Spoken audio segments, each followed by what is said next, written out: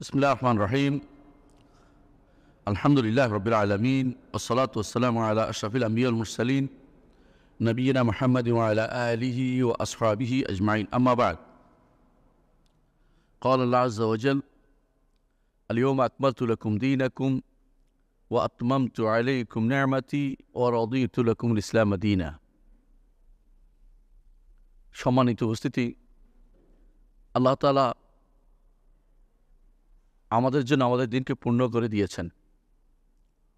পূর্ণ করার অর্থই হচ্ছে এখানে এমন কিছু প্রবেশ করানোর সুযোগ নেই যা এর দিনের অন্তর্ভুক্ত নয়। যেমন বেদাতের বিরুদ্ধে আমরা কথা বলি না, কেন বেদাত করা যাবে না? বেদাত এই জন্য করা যাবে না, বেদাত করার অর্থ হচ্ছে এটা মনে করা যে রাসূলুল্লাহ সাল্লাল্লাহু আলাইহি ওয়াসাল্লাম দিন পূর্ণ করে যান নাই, আমি পূর্ণ করতেছি, আমার পূর্ণ করা হচ্ছে আমার দ্বারা, এটা মনে করা। কথা বুঝাতে পারছি? আলহামদুলিল্লাহ। তখন বুঝতে পারছেন যে ইসলাম কমপ্লিট কোড অফ লাইফ, পূর্ণাঙ্গ জীবন ব্যবস্থা ইসলাম। ইসলামের প্রত্যেকটি জিনিস উত্তর আছে, সমাধান আছে, সমাধান আছে। এখন যদি কেউ এসে বলে তার একটা মনের মতো জিনিসকে ইসলামের আলোকে সাজিয়ে বলতে চায়, আমি সেটা কি নিতে পারবো কিনা? ধরেন এলজিবিটির বিষয়টা, আপনি বুঝতে পারছেন। কেউ যদি বলে যে এলজিবিটিকে ইসলামাইজেশন করেন, আমি কি এটা করতে পারবো? কিছু জিনিস আছে ইসলামাইজেশন করা যায় না, কিছু জিনিস আছে ইসলামের মৌলিক নীতির মধ্যে পড়ে, সেটাকে আমি মেনে নিতে পারি। যেমন ব্যাংকে ইসলামাইজেশন আপনি করতে পারবেন, ইসলামী নীতির ভেতরে কেন ইসলামী অর্থনীতির ব্যবস্থা আছে, কোনো সন্দেহ নাই। কিন্তু আপনি যদি কোনো সুদী ব্যাংকে বলেন সুদের ঠিক রেখে ইসলামিক ব্যাংক করো, কেমন পারবো? বুঝতে পারছেন কথাটা? তো বর্তমান সময়ের একটা বার্নিং ইস্যু হচ্ছে ক্ষমতায় যাওয়ার রাজনীতি। ক্ষমতায় যাওয়ার রাজনীতি, রাজনীতি বিষয়টা আপনি সংজ্ঞা দেখেন। বিশ্বাস করেন আমি নিজে অনেক পড়ছি এই বিষয়টা নিয়ে। বিশেষ করে আপনাদের সবার সামনে সবচেয়ে কাছে এখন কী জিনিস মানুষ খোঁজে? উইকিপিডিয়া। উইকিপিডিয়াতে মানুষ শতমের খোঁজে যে জিনিসটার কি বলছে। রাজনৈতিক ব্যবস্থা হলো, শোনেন রাজনীতি কী বলে, কোনো কাঠামো যা কোনো সমাজের মধ্যকার গ্রহণযোগ্য রাজনৈতিক পদ্ধতিসমূহকে সংজ্ঞায়িত করে। কিছু বুঝছেন না? এটা অনুবাদ করছে ইংরেজি থেকে, এত বোঝা সোজা নাকি? গুগল মামা যা অনুবাদ করে দিবে, আপনি এটা বোঝা এত কঠিন আছে? খবর আছে। কোনো সমাজের মধ্যকার গ্রহণযোগ্য রাজনৈতিক পদ্ধতিসমূহের সংজ্ঞায়িত করে, এটা রাজনীতি হইল। রাজনীতিকে রাজনীতি ব্যাখ্যা করছেন আপনি। এটা বলছে প্লেটোর রিপাবলিক, এরিস্টটলের রাজনীতি, চাণক্যের অর্থশাস্ত্র, কনফুসিয়াসের লেখা, তো এগুলি পাওয়া যায়। বুঝছেন তো আপনি? এগুলি ইসলামের মধ্যে কোনো পাওয়া যায় না। এটা আমার কথা বলে না, এটা উইকিপিডিয়াতে বলছে। বুঝছেন তো? এগুলি মিলবে না কোনো দিনে। কারণ আপনি এরিস্টটলের বা প্লেটোর যে আছে রিপাবলিক পড়ছেন কোনো দিন? প্লেটোর রিপাবলিক হচ্ছে এমন একটা ধারণা, দেশে কোনো শাসক থাকবে না, দেশে কোনো শাসক থাকবে না, স্বশাসিত, আমাদেরকে শাসন করব। পৃথিবীর কোথায় অস্তিত্ব আছে শাসক না একটা দেশ? দেখান তো আপনি। হ্যাঁ, শাসকটা একটা দেশ হচ্ছে কীরকম জানেন? আলেকজান্ডার সেলকার একটা দ্বীপে বসবাস করত। তো সে বলতো আইয়ে মোরা কফল সার্বে, যা দেখি সবার রাজা আমি, কেউ নাই। কেউ না থাকলে রাজা হওয়া, এরকম রাজা হওয়া যায়। রাজনীতির যে সংজ্ঞা তারা দেয়, এই সংজ্ঞাটা আমার ইসলামে মোটেই চলে না। আমি কি বুঝাতে পারছি কথাটা? একটু বুঝেন, রাজনীতির সংজ্ঞাটা দিচ্ছেন, ওই সংজ্ঞাটা কি আমার ইসলামের মধ্যে আছে কিনা। এখন আপনি বলতে পারেন আমার ইসলামে ক্ষমতা যাওয়ার নীতি কি, এটা আলাদা কথা, ওইটা আমি বলবো। কিন্তু এটার নাম রাজনীতি, আমার ইসলামও দেয় নাই। সুতরাং আমার অন্যটাকে আনে আমার ইসলামের রঙে রঙ্গায়িত করতে পারবেন না, রঙিন করতে পারবেন না। আমি সুদকে যদি বলি যে আমি এখন সুদী ব্যাংকের যে সুদ ঠিক রেখে বদলাবো না, ইসলামাইজেশন করবো, তো এটা হাস্যকর হয়ে যাবে। গানকে যদি কোনো তার অশ্লীলতা সহ আমি তাকে ইসলামাইজেশন করতে যাই, তো এটা হবে কি ইসলামের অবমাননা করা। ঠিক অর্থনীতিতে একই অবস্থা, সমাজনীতি একই অবস্থা। যদি বলে যে বিয়ে শাদী নাই, যা ইচ্ছা তা করে, ইসলামাইজেশন অব বিয়ে শাদী, তো হাস্যকর হবে জিনিসটা। যে জিনিস ইসলামে নাই সে জিনিসকে আপনি নতুন করে নাম দিতে পারেন না। এই ইসলামের যে পদ্ধতি আছে সেটাকে এগিয়ে নিতে পারেন, ইসলামী পদ্ধতিতে আগাইতে পারবেন না আন্তর্জাতিক চাপের কারণে। এই জন্য আপনি যেটা করছেন এটা ইসলামী নাম দিবেন, এটা হতে পারে না। আপনি যেটা করছেন ইসলামী নাম দেওয়ার পিছনে যৌক্তিকতা দিতে হবে, আপনাকে প্রমাণ দিতে হবে। আপনি যা করেন এটা ইসলামিক, এটা প্রমাণ দেন আমাকে, আমি নিব আপনার থেকে, 1000 বার নিতে রাজি আছি। আপনি যেটা করেন ইসলামিক কিনা, আপনি 1000 বার আমার থেকে আমি নিব, কিন্তু এটা ইসলামিক কিনা আগে দেখান আমাকে। রাজনীতি শব্দটা বাংলা ভাষায় যে অর্থে ব্যবহৃত হয়, কোরআন এবং সুন্নাহর ভাষায় সেটা নাই। কোরআন এবং সুন্নাহর ভাষা সেটাতে, মানে আরবি ভাষাতে এটাকে বলে সিয়াসা। সিয়াসা শব্দটি হাদিসে আসছে, কোরআনে আসে নাই। কোরআনে আসে নাই, কোরআনে হুকুম আসছে, বিচার ব্যবস্থা আসছে, বিচার আসছে, শাসনের কথা আসছে, শাসনের কথা আসছে। কিন্তু কোরআনে কারিমে কোথাও সিয়াসা শব্দটি আসে নাই, সিয়াসা বলে। কিন্তু সিয়াসা শব্দটি হাদিসে আসছে। কি অর্থে এসেছে? আমি আগে সিয়াসা শব্দের অর্থটা আগে জানতে চাচ্ছি, তারপর আমি সামনে এগিয়ে যাবো যে আসলে এটা কতটুকু শামিল করে, কতটুকু গ্রহণযোগ্যতা আছে। আপনাদের একটু বোঝার চেষ্টা করুন, আমরা কারো শত্রু না, কারো মিত্ররা, হকটা বুঝাতে চাচ্ছি। আমি যদি হক বুঝে যাই, ইনশাল্লাহ অনেক কিছু সহজ হয়ে যাবে। কাউকে আক্রমণ করা আমাদের উদ্দেশ্য নাই, কিন্তু আমরা চাই সবাই যেন হকের পথে অন্য সব ছেড়ে দেন, হকটা গ্রহণ করার চিন্তা করুন। আমার কোনো বাতিলের বিরুদ্ধে আমাদের কোনো মিত্রতা নাই, বাতিলের সাথে কোনো মিত্রতা নাই। কিন্তু তাই বলে আপনি যা তা হক বলে চালিয়ে দিবেন, তা কিন্তু ঠিক না। আপনারটা হক কিনা আমি দেখি। রাজনীতি শব্দের আরবি পরিভাষা যেটা আমরা কোরআন সুন্নাতে পাই, কোরআনে পাই না, সেটা হচ্ছে সিয়াসা। সিয়াসা অর্থ হচ্ছে কোনো কিছুর উপরে কোনো কিছু ঠিক করা। যেমন আপনি, আমার মাইকটা ঠিক নেই, আপনি বলছেন ঠিক করে দিলাম, তোমার মুখের কাছে এনে দিলাম, এটা হলো সায়াসা, মানে ঠিক করছেন। লাইন নেয়, লাইন ঠিক করে দিয়েছেন, এটা হলো সায়াসা, সিয়াসা। বিল্ডিংয়ের ছাদ পড়ে যাচ্ছে, সোজা করে দিয়েছেন, সিয়াসা। বুঝছেন তো? এটা হলো পারিভাষিক, এটা হলো একবার আবিধানিক অর্থ। নষ্ট জিনিসকে ঠিক করার নাম হচ্ছে সিয়াসা। রাসূলুল্লাহ সাল্লাল্লাহু আলাইহি ওয়াসাল্লাম হাদিসে আসছে, কানাত বনু ইসরাঈল তাসুসুমুল আম্বিয়া কুল্লামা হালাকা নাবিয়্যুন। অন্য বর্ণনা আসছে কুল্লামা হালাকা নাবিয়্যুন, মনে হয় সম্ভবত এরকম আসছে, আরসালাল্লাহু মাকানা নবিয়্যান আখার, যে বনি ইসরাইল এদেরকে শাসন করতো নবীরা। কারণ নবীরা, কারণ দাউদ, সুলাইমান তার সন্তানরা, বুঝছেন তো? দাউদের পরে সুলাইমান তার সন্তানরা, এরা কিন্তু পরস্পর কি ছিল? সন্তান, ডাইনেস্টি ছিল, রাজবংশ। শাসন করছে। শাসন করার পরে একজন মারা গেলে আরেকজনকে আল্লাহ এই জায়গায় স্থলাভিষিক্ত করত। এটা কার কথা? রাসূলুল্লাহ সাল্লাল্লাহু আলাইহি ওয়াসাল্লাম বলেছেন। রাসূলুল্লাহ সাল্লাল্লাহু আলাইহি ওয়াসাল্লাম বলেছেন। কি হিসাবে বলেছেন? সিয়াসা শব্দের অর্থ এখানে কি পাচ্ছি? শাসক তার শাসিতদেরকে শাসন করতেন, পরিচালনা করতেন। এটার নাম দিয়েছে রাসূলুল্লাহ সাল্লাল্লাহু আলাইহি ওয়াসাল্লাম সিয়াসা। এটার নাম দিয়েছে রাসূলুল্লাহ সাল্লাল্লাহু আলাইহি ওয়াসাল্লাম সিয়াসা। শাসক কিভাবে শাসিতদের পরিচালনা করবে, এটার নাম হচ্ছে সিয়াসা। তাহলে বোঝা গেল যে একজন শাসক কিভাবে শাসিতদের চালাবেন, এটার নাম হলো সিয়াসা। তো সিয়াসার শরিয়া অর্থ হলো, শাসক যদি অমুসলিম হয় তাহলে সিয়াসার শরিয়া হয় না, শাসক যদি মুসলিম হয় তাহলে সিয়াসার শরিয়া হয়, শরিয়া অনুমোদিত শাসন পদ্ধতি। তাহলে শাসন শব্দটা বুঝায় এটা কার মাধ্যমে হবে? শাসকের মাধ্যমে হবে। আমি কি বুঝাইতে পারছি কথাটা? একটু বুঝেন।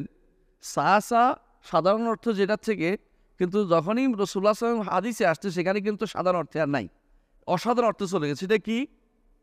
অর্থাৎ শাসক তার অধীনস্থ লোকদেরকে কিভাবে চালাবেন, যদি আল্লাহর দিন এবং কোরআন এবং সুন্নাহ মোতাবেক চালায়, এটা হবে সিয়াসা শারঈয়া, সিয়াসা শারঈয়া। আর বাইরে যদি হয় তখন হবে সিয়াসা জালেমা, জুলুমকারী শাসক, বুঝছেন তো, সিয়াসা। কিন্তু সিয়াসা ব্যক্তি কেন্দ্রিক হলে সেটা হবে শুধুমাত্র নিজের ঘর দৌড় ঠিক করা, নিজের ওঁট ঠিক করা, তার ওঁটের ব্যবস্থাপনা করা, তার গরুর ব্যবস্থাপনা করা, তার ঘরের ব্যবস্থাপনা করা, পরিবারের ব্যবস্থাপনা করা, অর্থাৎ যার যতটুকু সেখানে যেটা চালায় এটা নাম হলো সিয়াসা হয়ে যাবে। তখন নিচের অংশটুকু হবে আপনার অধীনস্থদের উপরে আপনার কর্মকাণ্ড পরিচালনা নাম হবে, সুন্দর করে কিভাবে তাদেরকে চালাতে পারেন নীতি একটা বানাইছেন, এটা নাম হবে সিয়াসা। কথা বুঝতে পারছি? এটা হলো আরবি সিয়াসা শব্দের অর্থ, যেটার সাথে বাংলা রাজনীতির কোনো মিল আমরা খুঁজে পাবো না। এটা আমরা একটু পরে আবার একদম সবশেষে আলোচনা করব, মাঝখানে আমি অন্যদিকে যাচ্ছি। তাহলে আমরা দেখতে পাচ্ছি সিয়াসা শব্দের আরবি শব্দ সাহসা ইয়াসুসু সিয়াসা, আরবিতে একদম আরবি শব্দ, খাঁটি আরবি শব্দ, কোনো সমস্যা নেই। এর বিপরীতে আল্লামা মাকরিজি রহমতুল্লাহ আলাইহি, মাকরিজি অনেকেই চিনি, কারণ তিনি ইতিহাস লিখছে, এক নাম হচ্ছে আল খেতাত লিল মাকরিজি, আল খেতাত লিল মাকরিজি, অনেক বই লিখছেন, এর মধ্যে একটা বিখ্যাত ইতিহাস গ্রন্থ। তো ওইটার মধ্যে তিনি বলতেছেন যে সিয়াসা শব্দটা আরবি না। তো কেন তিনি আরবি না বললেন? কারণ ওই সময়ে মোগলরা তখন মুসলিম রাষ্ট্র দখল করে ফেলছে, প্রায় মুসলিম রাষ্ট্রগুলো। তো মোগলরা যেই নীতিতে চালাইতো ওইটা নাম হলো ইয়াসেক দিয়ে চালাইতো, অর্থাৎ চেঙ্গিস খান এমন কিছু নীতি লাফত বিভিন্ন খান থেকে আনছে, এখান থেকে ওখান থেকে আইনে একটা নীতি বানাইছে, বলছে এটা দিয়ে চালাবো আমি রাষ্ট্র। তো এইটার নাম দিয়েছে তারা ইয়াসাক বা সিয়াসা। তো এইটা শুনে উনি বলছেন, একটু বড় আলেম, উনি বলছেন যে সিয়াসা আরবি না। অর্থ কি? তুমি যে সিয়াসা নিয়ে আসছো এটা আমাদের আরবি সিয়াসা না, তোমারটা তুমি বানায় সিয়াসা নাম দিছো। কথা বুঝে আসছে? দেখা গেছে 8ম শতাব্দীতে একটা লোক আমাদেরকে এটা নিষেধ করে গেছে, এটা সিয়াসা বলা যাবে না। যেটা কাফেররা বলে এটা সিয়াসা নাম দেওয়া অর্থ হচ্ছে আমি সিয়াসা শব্দটাকে অপমান করা, এটা শরীয়তের অনুদিত সিয়াসা নয়। তাহলে মূল কথা বুঝলাম যে সিয়াসা শব্দটি কোরআনে নাই, হাদিসে যে অর্থে আসছে এই অর্থে ব্যবহৃত হচ্ছে না, বরং এমনভাবে সিয়াটাকে এখন ব্যবহার হচ্ছে যেটা হচ্ছে যে যেটা যদি কোনো কাফেরা যে অর্থে ব্যবহার করছে এই অর্থটা আমাদের সমাজে ব্যবহৃত নাই। সিয়াসা অর্থে রাজনীতি যে মূল শব্দটা এই অর্থে ব্যবহৃত নাই, যেটা ইসলামী রাজনীতি যেটাকে বলতে চাচ্ছি। এখন বলেন তাহলে সাহাবায়ে কেরাম কি করতো? রাষ্ট্র শাসন করে নাই, রসুল করেন নাই, রসুলের সিয়াসা ছিল না, আবু বকরের সিয়াসা ছিল না, ঠিক ওইটাই তো ছিল, ওরা তো শাসক ছিলেন। রসুল ক্ষমতায় যাওয়ার জন্য কিছু করেছেন, এটার নাম সিয়াসা না। আবু বকর ক্ষমতায় যাওয়ার জন্য কিছু করেছেন, এটার নাম সিয়াসা না। উমর ক্ষমতায় যাওয়ার জন্য কিছু করেছেন, ওটার নাম সিয়াসা না। ওসমান ক্ষমতায় যাওয়ার জন্য কিছু করেছেন, এটার নাম সিয়াসা না। আলী রাদিয়াল্লাহু ক্ষমতায় যাওয়ার জন্য কিছু করেছেন, ধরে নিলাম, তাহলে এটার নাম সবগুলো ধরে নেয়া, কারণ করে নাই কিছু, এটার নাম সিয়াসা না। কারণ আমাদের দৃষ্টিতে ক্ষমতায় যাওয়ার জন্য নিয়ম নয় কেউ কি ক্ষমতায় যাওয়ার জন্য নিজেকে প্রস্তাব দিবে, আমি আমাকে ক্ষমতা দাও, এটা বলার নিয়ম না ইসলামে। রাসূলুল্লাহ সাল্লাল্লাহু আলাইহি ওয়াসাল্লাম নিষেধ করেছেন যে কেউ যেন ক্ষমতা চেয়ে না নেয়, চেয়ে নিলে আল্লাহর পক্ষ থেকে তার উপর সুপর্দ করা হবে। আর যদি কোনো চেয়ে না নেয় তাহলে তাকে আল্লাহর পক্ষ থেকে সাহায্য করা হবে। এটা কি রাসূলুল্লাহ সাল্লাল্লাহু আলাইহি ওয়াসাল্লাম হাদিস না? আপনার মনে আছে তো হাদিসটা? অবশ্যই মনে থাকার কথা। সেই কারণে ওনারা এই কাজটা করেন নাই। আমি আসবো, আপনাদের এখন অনেক প্রশ্ন আছে আমি জানি, এগুলো উত্তর দেবো আমি ইনশাআল্লাহ, আপনারা বসেন। দ্বিতীয় হচ্ছে তাহলে ওনাদের সময় সিয়াসা বলে যেগুলি প্রচলিত সেগুলি কি? সেগুলি শোনেন। আবু বকর রাদিয়াল্লাহু আনহু যখন খলিফা হলেন তখন তিনি অনেক কিছু করেছেন যেগুলিকে সিয়াসা নাম দিয়েছেন। যেমন তিনি যুদ্ধ করেছেন যাকাত অস্বীকারীর বিরুদ্ধে। রসুলের যুগে তো কেউ যাকাত অস্বীকার যুদ্ধ করছে না, রসুলের যুগে তো যুদ্ধের কথা প্রশ্নই আসে না। তাহলে বোঝা গেল যে ওই সময় যাকাত অস্বীকার কেউ ছিল না। ওনার সময় এসে এটা নতুন করে কি হলো, প্রবর্তন হলো, বাধ্য হয়ে তিনি যুদ্ধ করলেন, এইটার নাম সিয়াসা। রাসূলুল্লাহ সাল্লাল্লাহু আলাইহি ওয়াসাল্লাম আবু বকর রাদিয়াল্লাহু আনহুকে কিভাবে ক্ষমতা দিলেন? দিয়ে গেছেন? দেন নাই। মুসলিম উম্মাত একসাথ হয়ে তাকে ক্ষমতায় বসিয়েছেন, ঠিক কিনা? বিশেষ করে উচ্চকক্ষ মদিনাবাসী যারা রসুলের কাছের মানুষ সবচেয়ে, ওরা একমত হয়ে ক্ষমতা বসে, বাইরের লোককে কেউ জিজ্ঞাসাও করে না।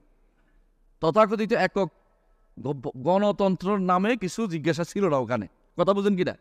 এখানে কারা ছিল?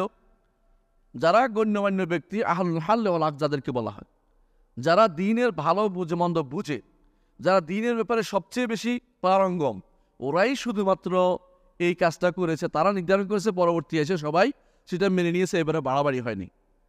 বলতে পারেন যারা দিনের ব্যাপারে খুব ভালো বুঝে ওরাই কাজটা করেছে। এইটা একচুয়ালি আবু বকর রাদিয়াল্লাহু আনহুর খেলাফতে উঠার খলিফা হওয়ার নীতি। কিন্তু আবু বকর রাদিয়াল্লাহু আনহু এখানে কোনো কি করেন নাই, দুইজনের লাগে ফুসফুস, তিনজনের লাগে কুসকুস কিছু করেন নাই। আলাদা আলোচনা করে নির্ধারণ করার নীতি তারা অবলম্বন করেন নাই, বা ভোটাধিকার হোক কে বেশি পাইলেও দেখি এটা বলেন নাই। এটা পরে আসবে, আমি বলতেছি, এটা এখানে আসে নাই, কিন্তু অন্য জায়গাতে এটা একটা নীতি আসছে। দ্বিতীয়, আবু বকর রাদিয়াল্লাহু আনহু যে ওমর রাদিয়াল্লাহু আনহুকে খলিফা বানাইছেন, এটার নাম হচ্ছে সিয়াসা। এটা একটা সিয়াসা। কিভাবে বানিয়েছেন? তিনি একজনকে পছন্দ করে দিয়েছেন যে উম্মতের জন্য এর চেয়ে উত্তম কেউ হইতে পারে না। উনি কার সাথে পরামর্শ করছেন? করেন নাই, নিজে ভালো মনে করে দিয়েছেন। উম্মতের সবাই সেটা মেনে নিয়েছে। এটা সিয়াসা, কোনো সন্দেহ নেই। ওমর রাদিয়াল্লাহু আনহু 6 জনের মধ্যে রেখে গেছেন, তাই না? 7 জনের মধ্যে রেখে গেছেন। 6 জন 3 জন হয়ে গেছে। 3 জন ওসমানের পক্ষে গেল, 3 জন আলী রাদিয়াল্লাহু পক্ষে গেলেন, রাদিয়াল্লাহু আনহুমা, 2 জনের প্রতি আমরা রাদিয়াল্লাহু আনহুমা ও আরদাহুমা, 2 জনের পক্ষে গেছেন। আব্দুর রহমান ইবনে আওফ রাদিয়াল্লাহু আনহু কি করলেন? কাস্টিং ভোট দিলেন। যদি ভোট শুদ্ধ হয় কথাটা, মানে বোঝানোর জন্য বুঝাচ্ছি। ভোট দিয়ে তিনি গেলেন, কার দিকে গেলেন? ওসমান রাদিয়াল্লাহু আনহুকে তিনি খলিফা বানিয়ে দিলেন, ঠিক না? এই ঘটনা ঘটছে কিনা আপনারা বলেন। কিন্তু এই যে 6 জন এখতিয়ার করলেন, এই এখতিয়ার করা 6 জন 7 জন, এটা কোন নীতিতে ছিল? সিয়াসা। কারণ তিনি বুঝছেন যে উম্মতে মুসলিমাকে এভাবে ছেড়ে দেওয়া যাবে না। রাসূলুল্লাহ সাল্লাল্লাহু আলাইহি ওয়াসাল্লামের সবচেয়ে কাছের আশারা মুবাশশারা 10 জনের মধ্যে 7 জনেরা, এই 7 জন 10 জন জান্নাতি, 10 জনের একজন, 7 জনেরা, এদের মধ্যে থেকে একজনকে নিয়োজিত হতে হবে। এবং বলছেন 3 দিন পার হতে পারবে না, 3 দিনের মধ্যে তুমি একটা নিয়োগ দিবা, কারণ কোনোদিনে যেন রাষ্ট্র শাসক বৈধ না থাকে। তুমি একজন তোমরা নিয়োগ দিবে। তিনি নিয়োগ দিতে না পারলে তুমি যেদিকে যাও সেদিকে হবে। উনি এটা বলে দিলেন, ওমর রাদিয়াল্লাহু বলে দিলেন কাকে? আব্দুর রহমান ইবনে আওফ রাদিয়াল্লাহু আনহুকে। সেই হিসাবে সিয়াসা আসলো কি, খলিফা হলেন কে? ওসমান রাদিয়াল্লাহু আনহু। আলী রাদিয়াল্লাহু আনহু কিভাবে খলিফা হলেন বলেন?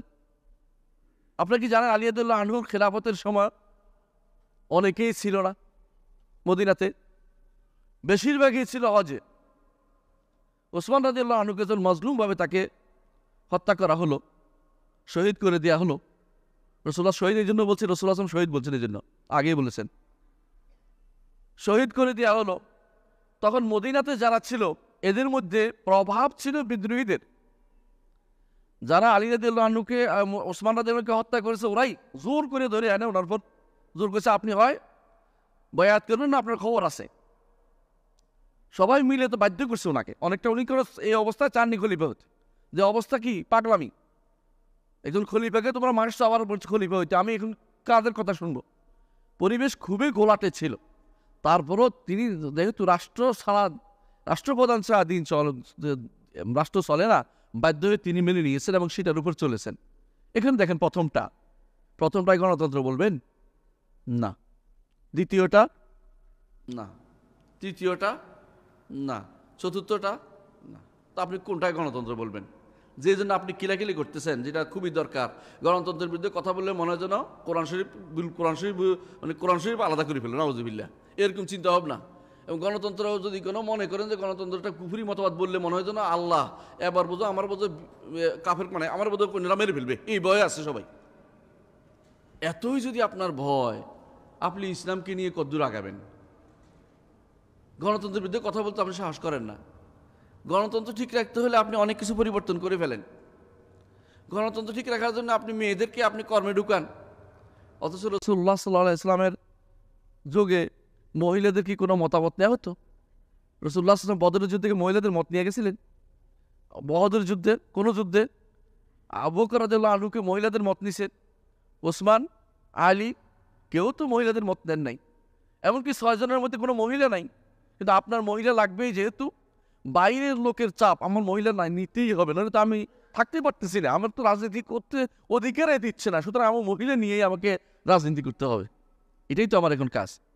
মানে আমাকে ওই জায়গায় যেতে হবে, এই আশা, এটা আমাকে ছাড়া যাবে না, এটা হলো মূল কথা, যে আমাকে এই পদ্ধতিতে আগাইতে হবে, যে পদ্ধতি আমার জন্য আমার শত্রুরা রচনা করে দিয়েছে, সেই পদ্ধতি আমাকে বেছে নিতেই হবে, এই চিন্তা আমার মাথার ভিতরে আছে। এখন অন্য যাই হোক আমি সব ছাড় দেব, এই জন্য যতটুকু ছাড় দেওয়া দরকার দিব, কারণ আমাকে এর বাকি কোনো পদ্ধতি আমি মেনে নিতে পারছি না। আমি বুঝতে পারছেন কথাটা? তাহলে বোঝা গেল যে আপনি তখনকার দিনে সিয়াসা কি বলতো, আর আপনার সিয়াসা এক জিনিস হচ্ছে না। আবু বকর, ওমর, ওসমান রাদিয়াল্লাহু আনহু সব থেকে একটা সিয়াসা অবলম্বন করেছেন। ওসমান রাদিয়াল্লাহু কি সিয়াসা করেছেন বলতে পারেন, তো কাউকে নিয়োগ দেওয়ার নাই। ওসমান রাদিয়াল্লাহু ঘটনা হচ্ছে এটাই, কিছু উদাহরণ দিচ্ছি। তিনি বলেছিলেন যে মুসহাফটাকে আমরা একসাথ করব, কোরআন, এটার নাম দিচ্ছে সিয়াসা। তখনকার সময় আলেমরা সিয়াসা বলছে।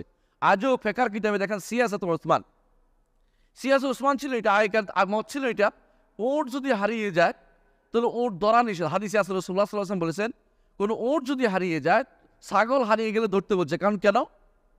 বাঘে খেয়ে ফেলবে, ছাগল বাঘে খেয়ে ফেলে, ন্যাককে খেয়ে ফেলে দৌড়ে আসা। এই জন্য কোনো ব্যক্তি ছাগল হারিয়ে যায়, আরেকজনকে বলছে তুমি একসাথ করে রাখো, কারণ ছাগল হারিয়ে গেলে যদি তুমি একসাথ না করো কেউ খেয়ে ফেলে। রাসূল সাল্লাল্লাহু আলাইহি ওয়াসাল্লাম বলছেন, উটের ব্যাপারে বলছেন, উট ধরার কোনো কারণ নাই, উটের ন্যাকড়ে খেতে আসে না, উট দৌড়ায়, ভালো দৌড়াইতে পারে, বরং উটের ভালো আছে, বলছে তার সাথে তার খাবার আছে, যে দৌড়াইতে পারে, তোমার সমস্যা কোথায়? রাসূল সাল্লাল্লাহু আলাইহি ওয়াসাল্লাম নিষেধ করছেন। কিন্তু ওসমান রাদিয়াল্লাহু আনহু বলে যে উট ধরতে হবে, কারণ মানুষের ভিতরে আমানতদারি কমে গেছে, কেউ যদি ভালো পায় ওটা রেখে দাও, কারণ হচ্ছে নইলে অন্য কেউ পাইলে খেয়ে ফেলবে। এটা নাম হচ্ছে সিয়াসা। কারণ যেই ইল্লতে রাসূল বলেছেন সেই ইল্লত এখন নাই, অন্য ইল্লত যোগ হয়েছে, এখানে অন্য কারণ যোগ হয়েছে। সেই কারণে ওসমান রাদিয়াল্লাহু বলছেন যে ওর যদি কোনো হারিয়ে যায়, ওর যদি পায় কেউ, কি করবে? তাহলে ধরে রাখবে, কারণ হচ্ছে অন্য কারো হাতে পড়তে পারে যেখানে খারাপ হবে। তখন তিনি হারানো ওঠের জন্য একটা ভালো ব্যবস্থাপনা করছেন, নিজে কারণ নিতে ব্যক্তিকেন্দ্রিক না, রাষ্ট্রীয়ভাবে হারানো ওঠে এখানে তাক রাখা হবে, মালিক এসে এরপরে নিয়ে যাবে তার প্রমাণ দিয়ে, এর যে কোনো জিনিস হারানো জিনিসের মতোই। তো তিনি এটা করেছেন, এটার নাম দিচ্ছে তখন সিয়াসা। তো দেখা গেল একটা রাষ্ট্রপ্রধান যা করে এটার নাম সিয়াসা, প্রজারা যা করে এটা সিয়াসা বলা হয় না। আপনি বুঝতে পারছেন কথাটা? প্রজারা যদি ব্যক্তিগত কাজ করে এটার নাম সিয়াসা, লুগাবি অর্থে, আবিধানিক অর্থে। রাষ্ট্রপ্রধান যেটাই করে ওইটার নাম হচ্ছে সিয়াসা, যদি শরিয়া বিরোধী না হয়। শরিয়া বিরোধী না হয়, শরিয়ার বিরোধী হলে এটা ইসলামের শরীয়তে সিয়াসা বলা হয় না, তখন এটাকে বলা হয় জালেমা, জুলুম করছে। যেমন বনি উমাইয়াদের মধ্যে একটা জুলুম খুব প্রসিদ্ধ ছিল। কি প্রসিদ্ধ জুলুম ছিল কেউ জানেন? ইসলামের দৃষ্টিভঙ্গি হচ্ছে কেউ যদি ইসলাম গ্রহণ করে তার থেকে আর কোনো জিজিয়া নেওয়া হবে না। অমুসলিমরা যদি আমাদের থেকে, যে আমরা তোমাদের নীতি মেনে নিলাম, তখন জিজিয়া দিয়ে তাকে ছেড়ে দিতে হতো, তার সমস্যা নাই, তাকে দেখাশোনা আমি করব। বনি উমাইয়ারা তাদের দেখলো যে মানুষ অনবরত ইসলাম গ্রহণ করছে, তখন তাদের রাজ্যের আয় কমে গেল, রাষ্ট্রের আয় কমে গেল। তখন তার সিদ্ধান্ত নিল যে না, যার উপর একবার জিজিয়ার পথ এসে গেছে সে জিজিয়া দিতে হবে, সে ইসলাম গ্রহণ করলেও মাফ হবে না। এইটা বন্ধ করছে কে? উমর ইবনে আব্দুল আজিজ এসে তিনি বলছেন যে ইন্নাল্লাহ লাম ইউরসিল নাবিয়াহু জাবিয়ান ওয়া ইন্নামা ইউরসিলুহু ওয়া ইন্নামা আরসালাহু নাবিয়ান ওয়া রাসূলান। রাসূলকে খাজনা উসুলকারী পাঠান নাই, সুতরাং আমি এখন তো এটা বন্ধ করব, নবী রাসূল হিসেবে পাঠিয়েছেন তাকে, তখন তিনি বন্ধ করে দিয়েছেন। এটা ওমর ইবনে আব্দুল আজিজ রাহমাতুল্লাহ আলাইহি। এর বাইরে বনু উমাইয়াদের খারাপ কাজ খুব কমই দেখাতে পারবেন। মানে আমি কি জন্য বলছি পরে বুঝবেন আপনারা। হ্যাঁ, খারাপ কাজ হয়েছে, যেটা হয়েছে যেগুলো, এগুলির থেকে বনু আব্বাসের মধ্যে আরও বেশি হয়েছে, হিসাব করলে এর চেয়ে বেশি হয়েছে। বনু উমাইয়াদের একটাই বড় খারাপ কাজ হলো হুসাইন রাদিয়াল্লাহু আনহুর ঘটনা এবং কাবার বিষয়টা, এই দুইটাই সবচেয়ে বড় ঘটনা, এর চেয়ে বড় ঘটনা আর কিছু নাই। কিন্তু তাদের দ্বারা সারা বিশ্বে ইসলামকে প্রচার প্রসার হয়েছে।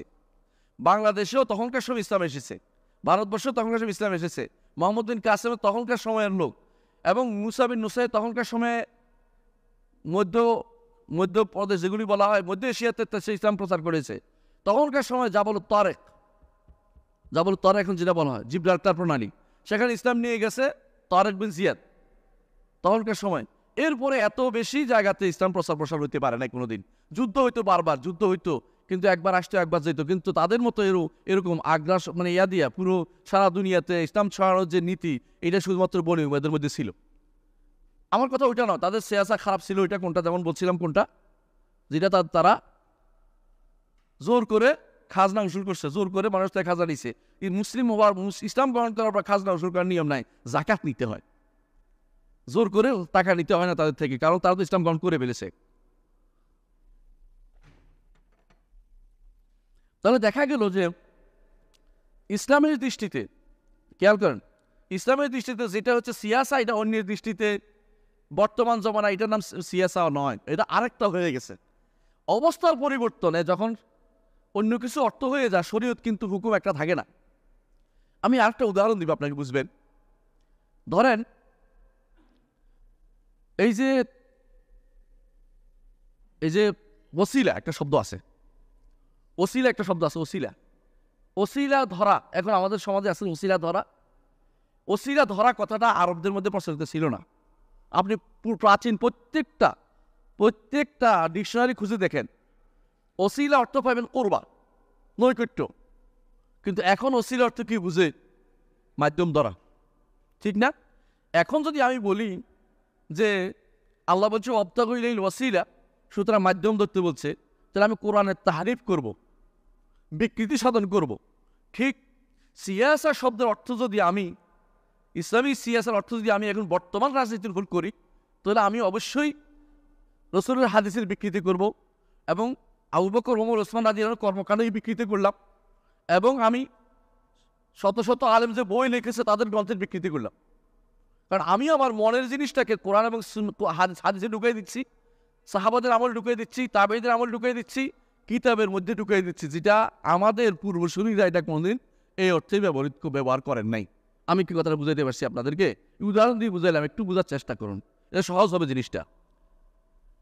আছে পরবর্তীতে এসে আমি অনেকগুলো ফোকাহাদের দৃষ্টিতে, ফকিহদের দৃষ্টিতে কোনটার নাম সিয়াস আমি এটা উল্লেখ করবো। এখন এতক্ষণ কার দৃষ্টিতে বলছি? আহলে হাদিসদের দৃষ্টিতে, হাদিসের দৃষ্টিতে কিভাবে সিয়াসা, এবং সাহাবাদের মধ্যে খলিফার দৃষ্টিতে কোনটা সিয়াসা ছিল। ফকিহদের দৃষ্টিতে সিয়াসা হচ্ছে এমন কোনো কাজ করা যা রসুল করেন নাই, কিন্তু এমন কাজ করা যা রসুল করেন নাই, ওহী নাজিল হয় নাই, কিন্তু শরীয়ত বিরোধী হইতে পারবে না। রাষ্ট্রপ্রধান কর্তৃক এমন কোনো কাজ করা, তারা উদাহরণ হিসেবে দিয়েছেন কি? মুসহাফ, আবু বকর যেটা করেছেন। তারা উদাহরণ দিয়েছে যে আলী রাদিয়াল্লাহু যেটা করেছে। আলী কি করেছেন? বাগীদের বিরুদ্ধে যুদ্ধ করেছেন। রসুলকে বাগীদের বিরুদ্ধে যুদ্ধ করছে? রসুল কি কোনো বিদ্রোহীর বিরুদ্ধে যুদ্ধ করছে? করে নাই। তো আবু বকর সর্বপ্রথমটা করছে কে? খালিদের বিরুদ্ধে যুদ্ধ করছে কে? আলী রাদিয়াল্লাহু। এটাকে কিভাবে অনুমোদন করেছেন? শরীয়তের পক্ষে বলে। এটা যুদ্ধ করেন নাই, কিন্তু রসুল বলছেন যুদ্ধ করতে। যুদ্ধ করাটা সরাসরি একজন খলিফা কর্তৃক এটা সিয়াসা ছিল, কোনো সন্দেহ নাই। কিন্তু রসুল করছেন, কেউ এর আগে করে নাই, কিন্তু রসুল নির্দেশ দিয়েছেন এই কাজটা করতে যেন করেছেন, নাম দিচ্ছে তারা সিয়াসা। যে যদি এমন কিছু পাওয়া যায় যেটা কাজের দিক থেকে হয়েছে, অর্ডারের দিক থেকে ছিল, কিন্তু কাজের দিক থেকে এটা শুধুমাত্র বাস্তবায়নের কাজটা নতুন করে হয়েছে, তখন বলতে হবে নাম হলো সিয়াসা। তারা সেটাকে বলেছে সিয়াসা। আচ্ছা, অর্থাৎ এমন কোনো কাজ করা রাষ্ট্রপ্রধান কর্তৃক, হাকে ব্যক্তি নয়, রাষ্ট্রপ্রধান কর্তৃক, অর্থাৎ ফকিহদের কথা আমি বলতেছি, রাষ্ট্রপ্রধান কর্তৃক এমন কোনো কাজ করা যেটাকে মাসলাহাত বা স্বার্থ উদ্ধার হয়ে মনে করে শরিয়া বিরোধী হবে না, এমন কিছুকে বলা হয় সিয়াসা। ধরেন অ্যাসেম্বলি তৈরি করছিল আবু বকর, ওমর, ওসমান, আলী, করেন নাই। বর্তমানে ধরেন একটা অ্যাসেম্বলি তৈরি করলো, এটা কি বলে এটাকে, সংসদ ভবন। বলে যে এটা তো ভালো, এটা তো খারাপ কিছু দেখতেছি না। আসলে কি খারাপ কিছু নাই? আলহামদুলিল্লাহ, এটা হতেই পারে যে এখানে বসে আমরা সিদ্ধান্ত নিব। এই জায়গা নির্ধারণ করছে, এই জায়গাতে পানি লাগাইছে, ওই জায়গাতে ওইটা দিছে, যেখানে কেউ ঢুকতে না পারে পাহারাদার নিয়োগ করছে। এগুলিকে আপনি কোনোভাবেই কি করতে পারেন না, নিষেধ নিতে পারতে পারেন না। অনুরূপভাবে ধরেন এই যে জেলখানা, রসুলের যুগে জেলখানা কয়টা ছিল খুঁজে পাবেন? অথচ মক্কাতে ওমর রাদিয়াল্লাহু আনহু মক্কাতে জেলখানা রেখেছে, মদিনাতে করছে। এই জেলখানাগুলিতে সাহাবীর যুগ হয়েছিল, কিন্তু আমাদের সিয়াসা, বুঝছেন তো? এইটা হচ্ছে প্রকৃতির দৃষ্টিতে এমন কোনো কাজ করা শাসক কর্তৃক যেটা কোরআন সুন্নাহ বিরোধী নয়, কার্যে পরিণত হয় নাই, অর্ডার ছিল। এই কার্যে পরিণত করার নাম হচ্ছে সিয়াসা। তারা এটাকে বুঝেছে। এক নম্বর মত এটা। ফকিরদের মত, আমি নাম বলবো কে কে বলেছে। 2 নম্বর মত হচ্ছে যে এইটা নয়, সিয়াসা হচ্ছে বিচার ব্যবস্থার মধ্যে ধরেন কে কদ্দুর অপরাধ করছে, এই একের একটা কোপ দিচ্ছে ধরেন, উনি ওনারা একটা থাপ্পড় দিচ্ছে ধরেন, বা ওরা একটা কোপ দিচ্ছে, দুইজনের মধ্যে কিন্তু এখন বিচার হবে। বিচারের মধ্যে তৃতীয় একজন আসা তখন বলবে যে এটা 20%, এটা 30%। আপনি সৌদি আরবে কোনোদিন যদি কেউ, আপনাদের কেউ জানি না এক্সিডেন্ট করছে কিনা, এক্সিডেন্ট করলে ইয়ে আসে, ওই যে এই মরুর যেটাকে বলা হয় ট্রাফিক আসে, এসে বলে তোমার দোষ 20%, তুমি এত টাকা জরিমানা, তোমার দোষ 30%, তোমার এত টাকা জরিমানা, এবার ঠিক করে নির্ধারণ করে দেয়। তো এইভাবে অপরাধ জগতে কেউ কিছু করলে কার কতটুকু অপরাধ নির্ধারণ করার নাম হচ্ছে সিয়াসা। এইটা হানাফিরা বলছে, যে হানাফিরা সিয়াসা বলতে এটা বুঝে। ফেরকে হানাফির মধ্যে এটা প্রচুর পরিমাণে আপনি পাবেন, ফিহে সিয়াসা ফি হুকুমা, ফিহে সিয়াসা ফি হুকুমা, এভাবে বলে হানাফিদের কিতাবের মধ্যে। যারা এটা এই পরিবেশের সাথে বুঝবে না, তারা বলে এটা হুকুমা মানে কি, এটা বুঝি না রে। হুকুম মানে, হুকুম অর্থ হচ্ছে এইটাতে এখানে লোক আনতে হবে, তারা বলবে পাবাসু হাকাম মিনালি হাকাম, যেভাবে আছে কোরআনে, দুদিক থেকে লোক আইনে বলতে হবে কতটুকু সমস্যা কার, এটা নির্ধারণ করবে, নাম দিচ্ছে তারা সিয়াসা। কথা বুঝতে পারছি? তাও এটা কার কে করবে, ও রাষ্ট্রপ্রধান করবে অথবা তার প্রতিনিধি নিযুক্ত তিনি করবেন। ব্যক্তিগতভাবে সিয়াসা শব্দটি কোনোদিন এখানে ব্যবহৃত হয়নি ফেকার কিতাবেও। ফেকার কিতাবে আরেকটা ইমাম গাজালি বলছেন যে ফেক আসলে সিয়াসা 4 প্রকার। গাজালি ইহয়া উলুমুদ্দিনে বলছেন সিয়াসা 4 প্রকার। যে 1 নম্বর সিয়াসা যেটা করছেন নবীরা, 2য় নম্বর সিয়াসা করছেন খলিফা, রাজারা এবং শাসকরা, 3 নম্বর সিয়াসা আলেমরা একটা সিয়াসা করতে পারে। দাঁড়ান কি করতেছি আগে শোনেন, এটা করে দৌড় দিয়ে না। উনি বলতেছে এটা যে তাদের সিয়াসা হবে আলা বাতিনিন নাসে লা আলা যাহিরিহিম। কথা বুঝছেন কিনা? আলেমদের মানুষদের তাওজীহ করবে যে তোমরা শরীয়ত মানো, বুঝেন কিনা? এইটা শরীয়তের বিধান, শরীয়তের বিধান। যেমন আমরা ফেকার মাসলা দেই, উব তালাক হয়ে গেছে, তুমি তার বইটা রাখতে পারবে না, বুঝলেন না কথাটা? এটা না একটা সিয়াসা উনি বলছেন। তবে উনি সাথে বলছেন যে লা তানতাহি কুওয়াতুহুম, তাদের শক্তি কখনো যেন এত না হয় যে তারা ইলজাম মানা, কোনো কিছু বাধ্য করা বা কোনো কিছু নিষেধ করা, এটার মধ্যে পর্যন্ত তাদের ক্ষমতা ব্যবহার করতে পারবে না। বুঝছেন? আপনি জোর করে তার ঘর থেকে, আপনি হুজুর হয়েছেন, তারে বের করে দিতে পারবেন না। এটা আপনি রাষ্ট্রের কাজ, আপনি হুকুমটা দিতে পারবেন যে এটা গ্রহণ করা যাবে কি যাবে না। আমার কথা না, কার কথা? ইমাম গাজালি বলেছেন। 4 নম্বর তিনি বলছেন, 4 নম্বর হচ্ছে ওয়াজ, যারা ওয়াজ করে এরও একটা সিয়াসা আছে। রাজনীতিটা কি? তিনি বলছে এদের সিয়াসা হচ্ছে মানুষকে অন্তরের দিক থেকে তাদেরকে দিনদারির ভিতরে নিয়ে আসা। এইটাও একটা সিয়াসা, কারণ তিনি ইসলাহ করছেন ভিতরে। তাহলে একটা মানুষ শরীয়তের ইসলাতে কাজ করে তবে ক্ষমতা ব্যবহার করতে পারে, এরা হচ্ছে আলেমরা। আর একটা মানুষ ভিতরগত ইসলাহ করে, বাহিরগত এলো কারা? ওয়াইজরা। আর বাকি 3টি যে বিষয় আছে, বাকি 2টা, এটা কাদের জন্য? নবীদের জন্য একটা আছে, তার ব্যাপক ক্ষমতার অধিকারী। আর শাসকের জন্য হলো প্রকাশ্য রূপের জায়গাতে শাসক সিয়াসা ব্যবহার করবেন। শাসক বলবেন যে এত রাতের পরে কেউ বের হতে পারবে না, এটাকে বলবেন। ধরেন কেউ কারফিউ জারি করছে, এটা সিয়াসা। ধরেন কেউ একটা কিছু জারি করছে, এটা একটা সিয়াসা, এটা সিয়াসা হতে পারে তাদের জন্য। সাধারণ মানুষের জন্য কোনো সিয়াসা রাখে নাই। তাহলে বোঝা গেল গাজালি এত ওয়াইড করার পরেও তিনি সাধারণ মানুষের সিয়াসাটাকে অনুমোদন করেননি। 4 নম্বর কেউ বলেছে হাশিয়াতুল জামাল, যে মানে শাফি মাযহাবের মত হচ্ছে এটা, যে বরং এইটা নয়, সিয়াসা হচ্ছে রাষ্ট্রপ্রধান কর্তৃক রাষ্ট্রের সুবিধা যেখানে দেখে এটা করার নামে হচ্ছে সিয়াসা। রাষ্ট্রপ্রধান কর্তৃক কোথায় আছে দেখেন, হাশিয়াতুল জামালে আছে 3 নম্বর খণ্ডে। ইবনে নুজাইম বলতেছে আমার মতে সিয়াসা হচ্ছে এখানে যেখানে কোরআন হাদিসের কোনো নস নাই, সেখানে সিয়াসা হবে। কে করবে? তাসাররুফাতুল হাকিম যে কাজটি করে ওই জায়গায়, সেটা সিয়াসা। 6 নম্বর ইবনুল কাইয়িম বলেন যে না, বিচার ব্যবস্থার মধ্যে শুধু সিয়াসা ব্যাপক আকার। তিনি বলছেন বিচার ব্যবস্থা কে করে? রাষ্ট্র কর্তৃক নিয়ন্ত্রিত ব্যক্তি, অন্য কেউ বিচার করতে পারে না।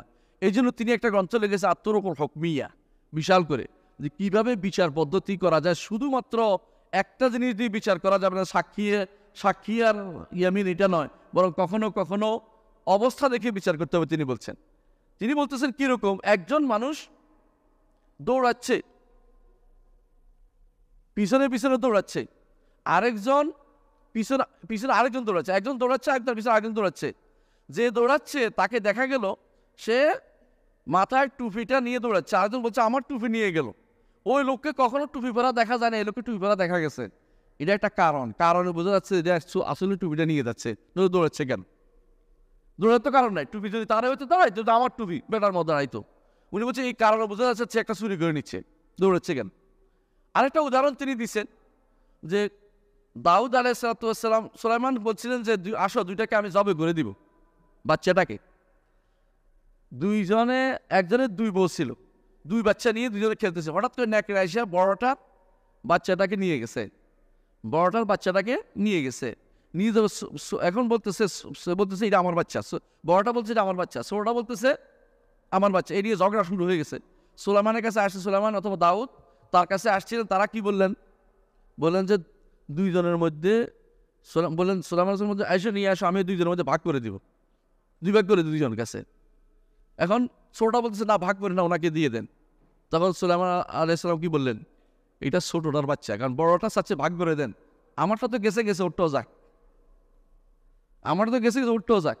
উনি একটা সিয়াসা চাল দিয়ে বুঝে গেলেন যে এটা কার বাচ্চাটা, ছোটটার। এটা না হচ্ছে সিয়াসা, অর্থাৎ যেখানে কোনো নস নাই, কোনো বুদ্ধি খারাপ কোনো কিছু বের করে রাষ্ট্রপ্রধান কোনো কিছু বা বিচারক কোনো কিছু বের করে মানুষের মধ্যে ফয়সলা করার নাম হচ্ছে সিয়াসা। এটা হচ্ছে ইবনুল কাইয়িমের মত। আমি 6 রকমের মত পেয়েছি ফেকার কিতাবে এবং ইতিহাসের কিতাবে, সমস্ত কিতাবে গাইটা। এর বাইরে আর কোনো সিয়াসা শব্দ পাই নাই। যে মানুষ কেন্দ্রিক কোনো কিছু করে ক্ষমতায় যাওয়ার জন্য যে পদ্ধতি অবলম্বন করার নাম সিয়াসা, এটা আমি কোথাও পাই নাই। হ্যাঁ বলতে পারি, এটা পড়ো, এটা কি করতে হবে এটা আমি পরে বলবো, আপনারা একটু শুনেন শেষ পর্যন্ত ইনশাআল্লাহ। তাহলে আমরা বুঝতে পারলাম যে আমাদের পূর্ব আলেমরা, যে সমস্ত আলেমরা কাজ করেছেন, তারা এই বিষয়ে লেখালেখি করেছেন প্রচুর পরিমাণে।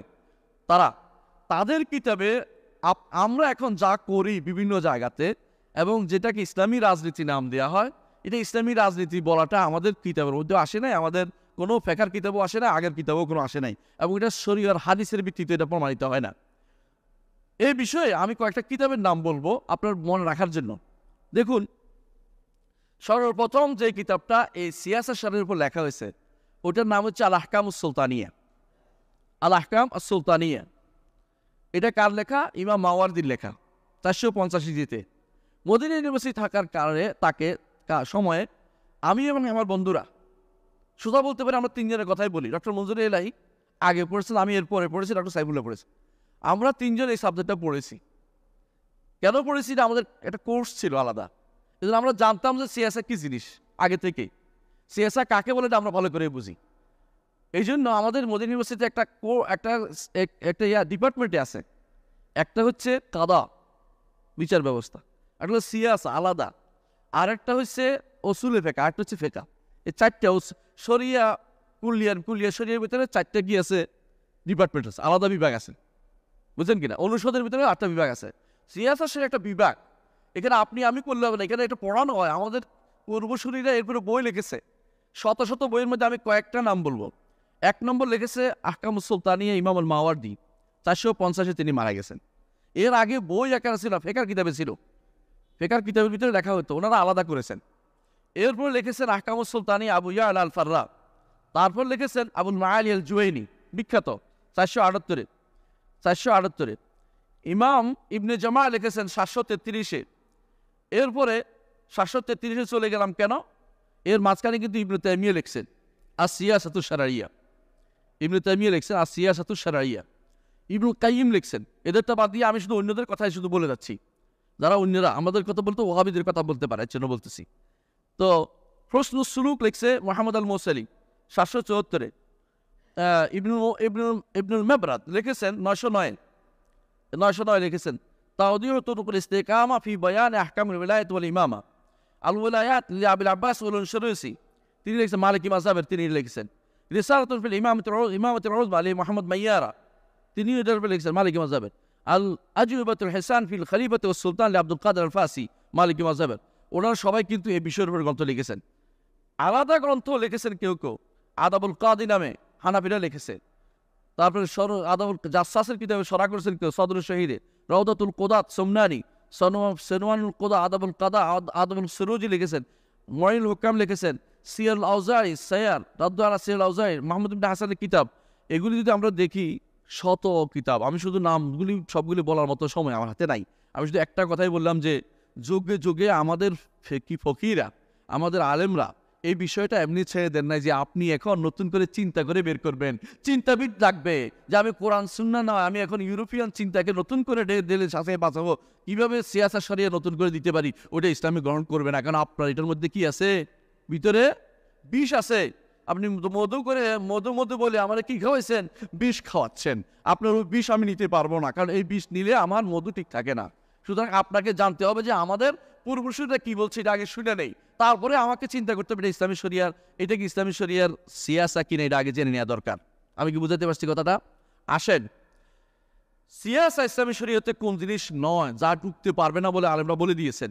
1 নম্বর হচ্ছে অকাট্য বিধানের ক্ষেত্রে কোনো সিয়াসা চলবে না। অকাট্য বিধান, 5 ওয়াক্ত সালাতকে 6 ওয়াক্ত করতে পারবেন না, বুঝছেন তো? 5 ওয়াক্ত সালাতকে কমায় 3 ওয়াক্ত করতে পারবেন না, সিয়াসা চলবে না। 2 নম্বর হচ্ছে ইবাদত যেগুলি আছে এগুলিতে অকাট্য বিধান ছাড়া ইবাদত যেগুলি আছে এগুলিতে কোনো সিয়াসা চলে না। 3 নম্বর হচ্ছে শরীয়তে যা নির্ধারণ করে দিয়েছে, ধরেন কি নেশাব দিছে না, জাকাতের নেশাব, এখন নতুন করে আপনার সিয়াসা দিয়া পার্সেন্টেজ কমায় দিয়া সালাই করতে পারবেন না। শরীয়তে হারাম করে দিছে, অকাট্য জিনিস হারাম করছে, কি সুদ হারাম, আপনি এটাকে যদি কোনো বলবেন সুদ তো না, এটা কি ইন্টারেস্ট, ওই সমস্ত চালাকি চলবে না, সিয়াসা করে এগুলি চালাতে পারবেন না আপনি। শরীয়তে আপনাকে কাদায়া সুলতানিয়া ফতোয়া দেওয়া নিষেধ করছে, রাষ্ট্রপ্রধানের ব্যাপারে ফতোয়া দিতে পারবেন না। বুঝেন কিনা কথাটা? অর্থাৎ আপনার ফতোয়া কোথায় চলবে? যে আপনার কাছে ফতোয়া চায়, কিন্তু আপনার ফতোয়া দিয়া রাষ্ট্র পরিচালনা করবেন, এটা ইসলাম বলে নাই কোথাও। অর্থাৎ রাষ্ট্রপ্রধানের উপরে ব্যক্তির ফতোয়া চলবে না, এটা ইসলামী রাষ্ট্রে নাই। এই জন্য ওমর রাদিয়াল্লাহু আনহুর বিপক্ষে মত ছিল ইবনে আব্বাসের 3 তালাকের মাসালায়, কিন্তু ওমর রাদিয়াল্লাহু আনহুর বিপক্ষে তিনি ফতোয়া দেন নাই। অর্থাৎ কাদায়া শারঈয়া যেগুলি সিয়াস কাদায়া সুলতানিয়া, রাষ্ট্রীয় কাজে ব্যক্তিগত ফতোয়া চলবে না। এটা ইসলামের স্বতঃসিদ্ধ নিয়ম যে সিয়াসা শারঈয়া নাম দিয়ে আপনি এটা চালাতে পারবেন না। ওদের দায়িত্ব, এটা করা আপনার দায়িত্ব না, ব্যক্তিগত এটা করতে পারবে না। 6 নম্বর হচ্ছে ওলায়াত খাসা, স্পেশাল যে জায়গায় আছে, বিশেষ দায়িত্ব যেগুলি আছে এগুলি সিয়াসা শরিয়া চালাতে পারবেন না। আপনাকে স্পেশাল দায়িত্ব দিছে, যে রাষ্ট্রের পক্ষ থেকে আপনাকে দায়িত্ব দিছে যে এখানকার তুমি জাকাতগুলো নিয়ে আসো। আপনি সিয়াসা নির্ধারণ করলেন, জাকাত না নিয়ে টাকা নিলে কেমন হয়, সিয়াসা করে নিয়ে, ওটা চলবে না। স্পেশাল দায়িত্ব আপনার এখানে কোনো রকম হস্তক্ষেপ করা চলবে না। তো বোঝা গেল যে এই যে জায়গাতে সিয়াসা চলে না। আসেন, সিয়াসা শরিয়া কোথায় আছে, কোন জায়গায় সিয়াসা শরিয়া হয়, আমাদের ইমামরা বলে দিয়েছেন। 1 নম্বর হচ্ছে আল ওয়ালায়াতুল আম্মা, রাষ্ট্রপ্রধানের ব্যাপার এবং তার অধীন যে সমস্ত কাজ হয়, যেমন রাষ্ট্র কিভাবে চলবে এবং রাষ্ট্রপ্রধানের দায়িত্ব কি, তার কর্তব্য কি, রাষ্ট্রপ্রধানের কি অধিকার। 2 নম্বর সাধারণ মানুষের কি অধিকার এবং সাধারণ মানুষের উপর রাষ্ট্রপ্রধানের কি দায়িত্ব। বুঝছেন কিনা? এইভাবে তারা লিখে গেছে প্রত্যেকে বইয়ের মধ্যে, আমি শুধু ওখান থেকে হেডিংগুলি উল্লেখ করতেছি। অর্থাৎ বর্তমানে যেটাকে বলা হয় আর নিজামুদ দস্তুরি বা শাসনতান্ত্রিক, কি বলে, শাসন ব্যবস্থা, রাষ্ট্রনীতি যেটাকে বলে, শাসন নীতি যেটাকে বলে, শাসন ব্যবস্থা যেটাকে বলে, এইটা 1 নম্বর। 2 নম্বর হচ্ছে বিচার ব্যবস্থা। এটা সিয়াসা শরিয়া, আমাদের সিয়াসা শরিয়া এটা আছে, সিয়াসা শরিয়া, কিন্তু এটা কার হাতে? রাষ্ট্রপ্রধানের হাতে। 3 নম্বর নিজামুল মালি, অর্থনৈতিক ব্যবস্থা, কার সিয়াসা শরিয়া এখানে চলে, কার কথা অনুসারে চলবে? উপরস্থ, উনি চালাবেন যিনি ক্ষমতায় আছেন। 3 নম্বর অর্থনৈতিক, ইকতিসাদি, অর্থনীতি বিষয় ব্যবস্থা। একটা আর্থিক ব্যবস্থাপনা, একটা অর্থনৈতিক ব্যবস্থা, ভিন্ন আছে, 2টা ভিন্ন জিনিস। অর্থাৎ যেটা বিশাল নিয়ে, পরিধি নিয়ে যেটাকে চলে। আরেকটা 5 নম্বর হচ্ছে অপরাধ ব্যবস্থাপনা। অপরাধের যখন বেড়ে গেছে, বিভিন্ন রকম বেড়ে গেছে, সেখানে রাষ্ট্র অপরাধের অবস্থা অনুসারে সেখানে নতুন নতুন নিয়মও জারি করতে পারবে। ধরেন এক সময় ট্রাফিক আইন ছিল না, এবং ট্রাফিক লঙ্ঘন করলে যে নীতি অবলম্বন করবে, এটা কি কোরআন সুন্নাহ খুঁজতে হবে? এটা কোথায় খুঁজবে? রাষ্ট্রপ্রধান বিচার ব্যবস্থা করে দিবে, রাষ্ট্রপ্রধান করবে, এটা সংসদে পাশ হবে, আলোচনা হবে, এটা হচ্ছে কি দস্তুর, মানে এটাকে বলা হয় কাজাই, নিজামুল কাজাই। এখানে তাদের বিচার ব্যবস্থা চলবে, যেটা বলে সিয়াসা শরিয়া চলবে। 6 নম্বর, আন্তর্জাতিক সম্পর্ক অংশ। আপনি সবসময় একই নীতি চলতে পারবেন না আন্তর্জাতিকভাবে, কখনো একই শত্রু হবে, কখনো মিত্র হবে। আপনার দেশের স্বার্থ অনুসারে, মুসলিম দেশের স্বার্থ অনুসারে এটা পরিবর্তন করার বিষয়টা কার হাতে? রাষ্ট্রের হাতে। ওই জায়গাটুকু আপনাকে বলা হয় সিয়াসা শরিয়া অনুসারে চলবে। 7 নম্বর, নিজামুল ওসারি। কিছু জায়গাতে, বর্তমানে কিছু জায়গাতে যেমন কোর্টের এই কাজগুলি ওই কাজগুলি, একটা মেয়ে মাজলুম হতে পারে, এই জন্য কোর্টে গিয়ে তার তালাক চাইতে পারে। এই নীতিটা আপনি কোথাও পাবেন না। এটা এখন কোর্টের নীতিতে তালাক চাওয়ার নীতিটা আপনি এখন পাচ্ছেন। এইটা যদি কোনো নির্ধারণ করে যে এতদিনের মধ্যে না হলে, এত বছর না করলে, সে মেয়ের খবর না নিলে, স্ত্রীর খবর না নিলে তার এটা আছে, এটা রাষ্ট্র করতে পারে, ক্ষমতা আছে। কোনো শরিয়া বিরোধী কিছু না হয়, রাষ্ট্রীয় ক্ষমতা আছে। বিয়ে ভেঙে দেওয়ার ক্ষমতা তাদের আছে। এইটা বিয়ে ভেঙে দেওয়ার ক্ষমতা রাষ্ট্রের আছে, যে বিয়ে ভেঙে দিলাম। যেভাবে এরা যেহেতু শরিয়া মোতাবেক চলতেছে না বা এদের এই সমস্যা, তাদের বিয়ে ভেঙে দিলাম। ধরেন একজন ইমানদার আছে, একজন কি আছে, কাফের হয়ে গেছে, সেখানে কিভাবে চলবে? এটা এখন নীতি অনুসারে রাষ্ট্র এটা কীভাবে চালাবে, সেটা নীতি বের করতে পারে সম্পূর্ণ, এটাতে কোনো সমস্যা নেই। 8 নম্বর, এমন কোনো জায়গাতে এবাদতের ক্ষেত্রে কখনো কখনো ঢুকে, কোন জায়গা যেখানে আরেকজনের ক্ষতি করা হয়। রাস্তার মাঝখানে মসজিদ বানাই ফেলছেন, সরকারি জায়গাতে মসজিদ বানায় আপনি শুরু করে দিচ্ছেন আজান দেয়া। এইটাতে আপনি বাধ্য হয়ে সেখানে সরকার সেখানে সিয়াসা সারিয়ে ঢুকতে পারে, যে তুমি এবাদত হলেও তুমি তো আরেকজনের দরার করতেছ। লা দরারা ওয়ালা দেরারা, অর্থ কি? ক্ষতি করা যাবে না, অর্থাৎ নিজে কারও ক্ষতি করতে পারবেন না, আবার বিপরীতেও ক্ষতি করতে পারবেন না। বিপরীত ক্ষতি করছেন নি, আপনার ক্ষতি করছে বলে আমি ক্ষতি শুরু করে দিলে করতে পারবেন না। আপনার জন্য রাষ্ট্র আছে, বিচারে যাবেন, সেখানে আপনাকে হিসাব নিকাশ করতে হবে, সেখানে আপনাদের হিসাব দিবে। এই হচ্ছে আমাদের মৌলিকভাবে সিয়াসা শরিয়া যাকে বলে। আমি কিন্তু অনেকগুলো ক্ষেত্র উল্লেখ করেছি। আপনি কি এখানে পেয়েছেন রাষ্ট্রপ্রধান রাষ্ট্র ক্ষমতায় যাওয়ার জন্য পদ্ধতিটা সিয়াসা শরিয়া নাম দিছে? দেয় নাই। কেন? এই পদ্ধতিটা, ক্ষমতা যাওয়ার এই পদ্ধতিটাকে সিয়াসা শরিয়া আমাদের কিতাবে লেখে নাই। এবং এটা রাসূলুল্লাহ সাল্লাল্লাহু আলাইহি ওয়াসাল্লাম যে বলেছেন, বনি ইসরাঈল, তার হাদিসের মধ্যে এটা উল্লেখ, বনি ইসরাঈলকে চালাতো কারা? নবীরা শাসন করত, তাদের ব্যাপার শুনে দেখতো। একজন নবী গেলে আরেকজন নবী তার জায়গায় আসতো। কেন? যাতে করে বনি ইসরাঈল দেখাশোনা করতো। কারণ বনি ইসরাঈল আপনারা জানেন সুলাইমান আলাইহিস সালামের পরে 2 ভাগ হয়ে যায় তার রাজত্ব, বিশাল রাজত্ব। এক ভাগ দেখাশোনা করতো, এদেরকে বলতো কোদাত, বিচারকরা। আর এক ভাগ দেখাশোনা করতো, এদেরকে বলা হুক্কাম, শাসকরা। বিচারকদের শুধু বিচারক দিয়ে তারা বিচারক নাম দিয়ে তাদেরকে। এই 2 ভাগে, অর্থাৎ এই নামটা ভিন্ন কিন্তু কাজ একটাই, 2 শাসক, 2 ভাগে ভাগ হয়েছে। রাহবাম, ইয়ারবাম, 2 ভাই, 2 জন ছিল। সুলাইমান আলাইহিস সালাম 2 ছেলে ছিল, রাহবাম, ইয়ারবাম। একজনে এই রাজত্ব করতো, একজন আরেক রাজত্ব করতো, 2 রাজত্ব করতো। কিন্তু তাদের মধ্যে অনেক নবী এসেছে। রাসূলুল্লাহ সাল্লাল্লাহু আলাইহি ওয়াসাল্লাম কি বলেছেন? বনি ইসরাঈলে 70,000-এর বেশি নবী এসেছে বনি ইসরাঈলী। বিভিন্ন বর্ণায় এটা স্পষ্ট হয়েছে। এর অর্থ হচ্ছে এরা শাসন করত। শাসন করার কারণে তারা কি করত? সিয়াসা শরিয়া করত। কিন্তু যারা শাসন করেনি, এরা সিয়াসা শরিয়া কেমনে করে, এটা আমার বুঝাই বলতে হবে। তাহলে বোঝা গেল যে ক্ষমতায় যাওয়ার জন্য যে পদ্ধতিটা, এটাকে সিয়াসা শরিয়া বলা যাবে না। এইটা হ্যাঁ বলতে পারেন। এখন আমরা এটা কি নাম দেব? আমরা কি তাহলে চুপ করে বসে থাকবো? বাতিল আমাদের উপর দিয়ে আক্রমণ করে চলে যাবে? এটা কি হতে পারে? এটা আসলে হতে পারে না, কথা ঠিক না? হতে পারে না। তাহলে কি করতে হবে? বাতিলকে প্রতিহত করার জন্য নবীদের কি নীতি ছিল? কি করেছিল? এক পক্ষ এক কাফেরের হাতে করে আরেক কাফেরও তাড়াইছে নাকি? এরকম নীতি ছিল? বাতিল যখন ব্যাপক আকার ধারণ করে, তখন কোন জায়গায় চলে যায় মানুষ? নবীদের দাওয়াতের দিকে দেখতে হবে। এমন একটা পদ্ধতি, এমন একটা জায়গায় আমরা উপস্থিত হয়েছি এখন বর্তমানে, যেটাকে বলতে পারে সবচেয়ে অন্ধকারাচ্ছন্ন এলাকা, যেখানে মুসলিমরা তাদের দিন বুঝে না, দিনের আকীদাও তাদের কাছে নাই, আকীদা বিশ্বাসও তাদের কাছে নাই, ইবাদতটা তারা মানতে চাচ্ছে না, মুআমালাত তো মোটে দূরের কথা। তারপরে তাদের আন্তর্জাতিক নীতি তারা বুঝেই না, এমনকি তাদের পারিবারিক জীবনও তাদের শরীয়ত মোতাবেক চলছে না। আপনি চোখের মধ্যে দেখতে পাচ্ছেন, একজন মানুষকে আমরা কোনোভাবেই দিনের মধ্যে রাখতে পারছি না। সেখানে আমি রাষ্ট্রটা কীভাবে, একটা রাষ্ট্র কিসের উপর প্রতিষ্ঠিত থাকে আমাকে বলেন তো? আল্লাহ তাআলা কোরআনে কারীমে বলেছেন, কোরআনে কারীমে আল্লাহ তাআলা যেটা বলেছেন দেখেন, ওয়াদাল্লাহুল্লাযীনা আমানু ওয়া আমিলুস সালিহাতি লা ইস্তাখলিফান্নাহুম ফিল আরদি। আল্লাহ তাআলা বলছেন যে যারা ঈমান আনে এবং আমলে সালেহ করে তাদেরকে আল্লাহ তাআলা ক্ষমতায় বসাবেন। ঠিক মদিনার জিন্দেগিতে মদিনাতে কোনো কাফের অস্তিত্ব ছিল না। ইহুদিরা ছিল আর রাসূলুল্লাহ সাল্লাল্লাহু আলাইহি ওয়াসাল্লামের ছিল। তাদের সাথে চুক্তি হয়েছে ইহুদিদের সাথে। রাসূলুল্লাহ সাল্লাল্লাহু আলাইহি ওয়াসাল্লাম মদিনা রাষ্ট্রের প্রধান ছিলেন, কারণ মদিনাতে সবাই রাসূলের কর্তৃত্ব স্বীকার করে নিয়েছে এবং মদিনাতে বাহ্যিকভাবে কোনো ব্যক্তি, তারা বেশিরভাগই ছিল মুনাফিকরা বেদুইন এলাকার, তো এরা মদিনাতে কেউ কোনো দিন রাসূলুল্লাহ সাল্লাল্লাহু আলাইহি ওয়াসাল্লামের বিরোধিতা করার সাহস করে না এবং ঈমান আমলে পোক্ত থাকার কারণে আল্লাহ তাআলা তাদেরকে সেই ক্ষমতা দিয়েছে। ক্ষমতা দেওয়ার কারণে এই ক্ষমতায় সারা দুনিয়া, এই ক্ষমতার আলো সারা দুনিয়াতে প্রচার প্রসারিত হয়েছে। কিন্তু আমি আপনাকে বলতে চাই, তাহলে বোঝা গেল যে আগে সব কিছুর আগে আপনার ভিত মজবুত করতে হবে। নবীরা যে পদ্ধতিতে এগিয়ে সেই পদ্ধতিতে আপনাকে যেতে হবে, সেটা কি? মানুষ ঠিক করতে হবে। যে পদ্ধতিতে আমি প্রথমে বলছি, উ আনফুসাকুম ও আহলিকুম নারা, নিজেকে এবং নিজের পরিবারকে জাহান্নাম থেকে বাঁচাও।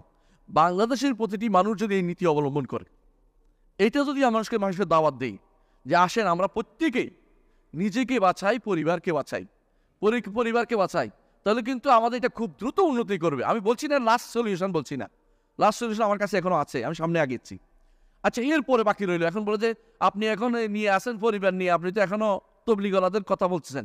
এটাই মানুষকে বলে আমাদেরকে, তবলিগদের কথা যেটা ভালো হইলে এটা খারাপ না, খারাপটা খারাপ, ভালোটা ভালো, বুঝলেন না কথা না? যেটা নবীদের কোনো কথা তারা নিয়ে থাকে, এটাকে আমরা খারাপ তো বলতে পারি না। একজন মানুষের দায়িত্ব কিন্তু আল্লাহ দিতেই দিয়েছেন, কু আনফুসাকুম ওয়া আহলিকুম নারা। পরিবার বলতে যতটুকু তার অধীন আছে এটা প্রত্যেকটাই বোঝায়, নিজেকে অন্যকে বাঁচান। কিন্তু রাষ্ট্রকে বাঁচানোর কি আমার দায়িত্ব নেই? দায়িত্ব আছে। সেটা কি? মান রাআ মিনকুম মুনকারান ফালিয়ুগাইয়িরু বিয়াদিহি ফাইন লাম ইয়াস্তাতি' পাবে লিসানি ফাইন লাম ইয়াস্তাতি' পাবে কলবিহি। আপনি হাত দিয়ে না পারলে মুখ দিয়ে না পারলে অন্তর দিয়ে। কিন্তু প্রতিহত করতে গিয়ে এর চেয়ে বড় কোনো কিছু করতে পারবেন না। ইসলামী শরীয়তে স্বতঃসিদ্ধ নিয়ম হচ্ছে, কোনো কিছু প্রতিহত করতে গিয়ে তার চেয়ে বড় ধরনের ফিতনা টেনে আনতে পারবেন না। যেটা শরীয়তে নিষিদ্ধ এমন কোনো কাজ হয়, এটা করতে পারবেন না। কোনো হারাম পদ্ধতিতে আগে এগিয়ে যেতে পারবেন না।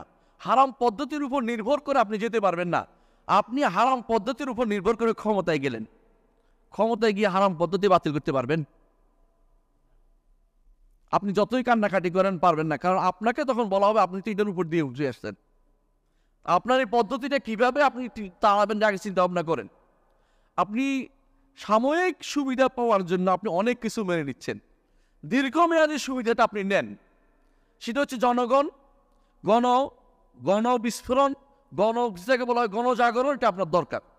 গণজাগরণ মঞ্চ বলছি না, মানে গণজাগরণ আপনার দরকার, যেটা মানুষকে বোঝানো, যার মাধ্যমে আপনি সারা বাংলাদেশের অথবা বাংলা ভাষাভাষী অথবা মুসলিম জনগোষ্ঠীকে আপনি বুঝাতে পারবেন যে আমরা আমাদের দ্বীনের দিকে ফিরে আসি।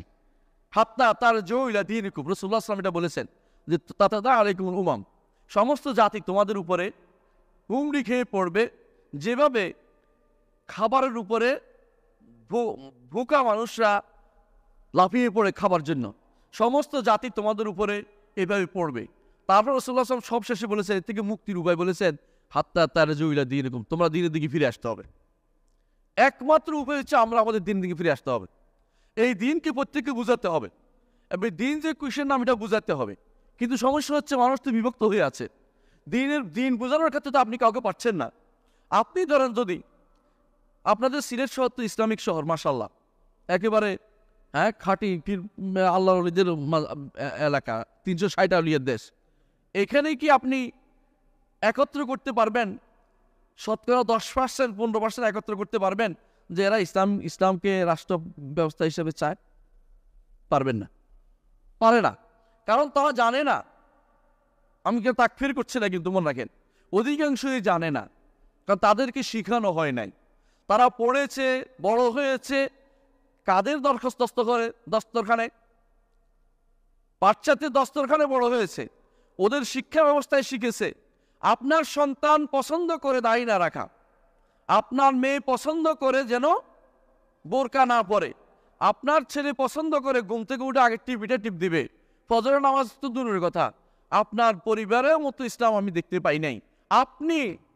আপনি যখন আসেন ইয়াতে টক শোতে আসে, আপনি বলেন যে এই ইসলামের নারীর ক্ষমতায়নের বিষয়টা, ইসলাম রাষ্ট্রপ্রধান বা ইসলামের নারীদের এটা হইতে পারবে না, বিষয়টা পুনরায় বিবেচনা করা দরকার। বুঝা গেল আপনার মধ্যে তো ইসলাম নাই, আমি আরেকজনকে কি ইসলামের কথা বলবো? আপনি ভালো করে একটু দেখেন আপনি কোন জায়গা থেকে ডাকছেন কাকে, আপনি আমাকে কোন দিকে ডাকছেন। কবি বলছেন ওমা ইয়াজআলুল গুরাবা লাহু দালিলান ইয়াদুল্লু আলা জিয়াফিল কিলাবি, যে ব্যক্তি মনে করে আমাকে পথ দেখাবে কাক, কাক কোথায় নিয়ে যাবে আপনাকে? ময়লার বাগানে নিয়ে যাবে, কারণ কাকের সবচেয়ে প্রিয় জায়গা ময়লার বাগান। আপনার বন্ধুরা ইউরোপ আমেরিকাকে তাদের আগে থেকেই তাদের আদর্শ মেনে বসে আছে, ওখান থেকে ঘুরে আসছে শুধু প্রশংসার প্রশংসা।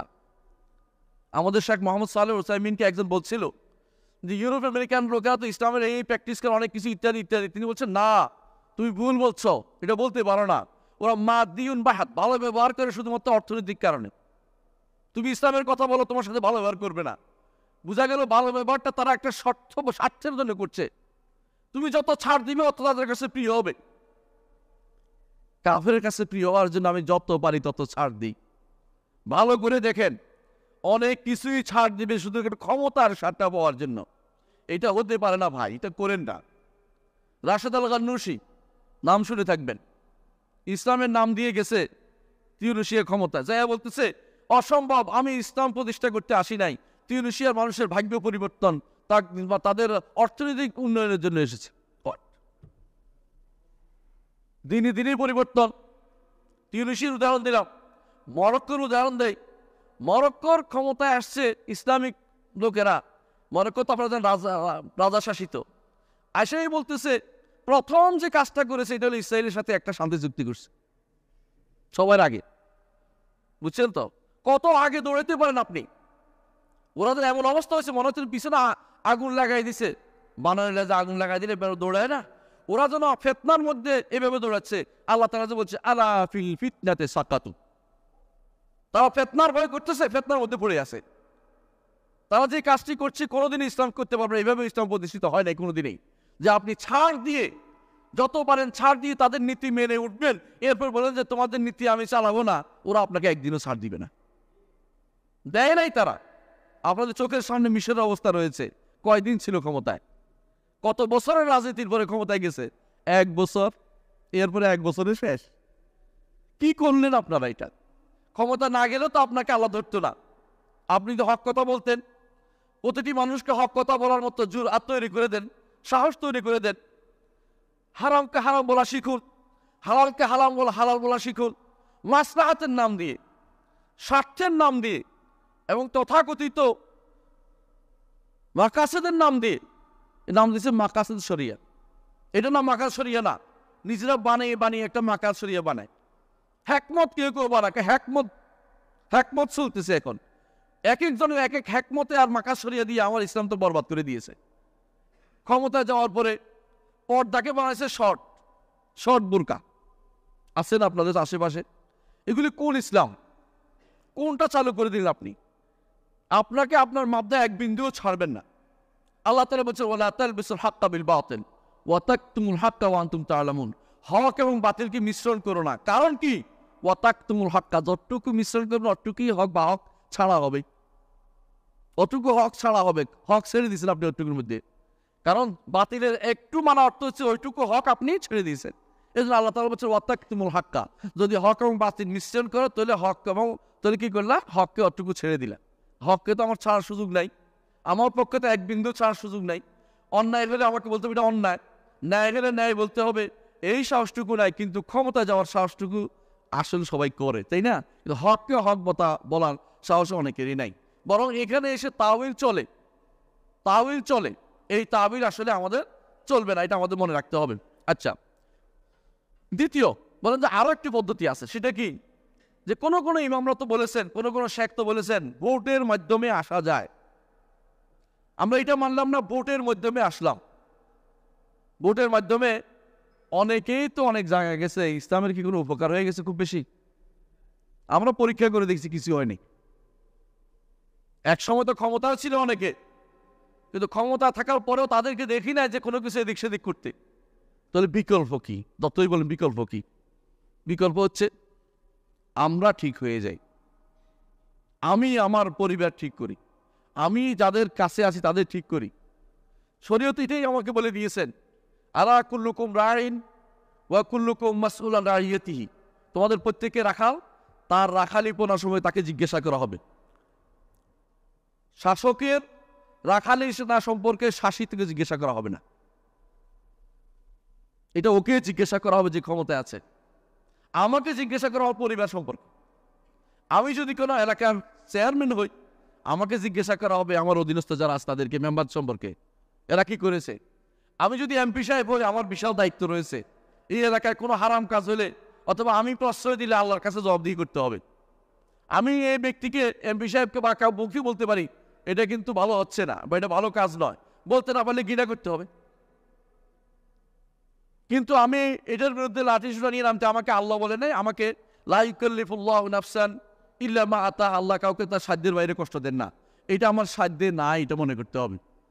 তাহলে কি করতে হবে, আমাকে এক জায়গায় আসেন, সেটা খুব ভালো। যদি আপনি এলাকা পুরোটা ঠিক শুদ্ধ করতে পারেন, ওই এলাকায় ঢুকতে হলে ঠিকই টুপি মাথা দিয়ে ঢুকতে হবে, ঠিক কিনা বলেন?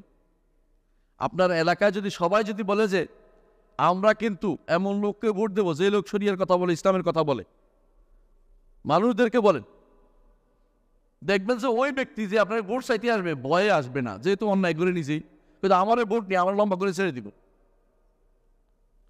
বুঝে আসেন না কথাটা? তো দোষটা কার? আপনি কি করছেন? আমি যাই করি না কেন মুখে ইসলামের কথা বলি, এটা হচ্ছে এখন। আমি আমার 3.5 হাত বডির মধ্যে ইসলাম প্রতিষ্ঠা করতে পারি নাই। আমার কাপড় টাকলুর নিচে আছে, আমার দাঁড়িয়ে ছাটা আছে, আমি এটা করছি ওইটা করছি, কিন্তু কোনোটাকে আমি ইসলামের পক্ষে পেশ করতেছি না, এটা ইসলামের আদর্শ হিসাবে বলতে পারছি না, অথচ আমার মধ্যে রয়ে গেছে। আর আমি কান্নাকাটি করছি যে ইসলাম রাষ্ট্রে প্রতিষ্ঠিত হলো না। রাষ্ট্রে প্রতিষ্ঠিত হলে কোন কোন জায়গায় আপনি ইসলাম প্রতিষ্ঠা করবেন আমাকে বলেন তো।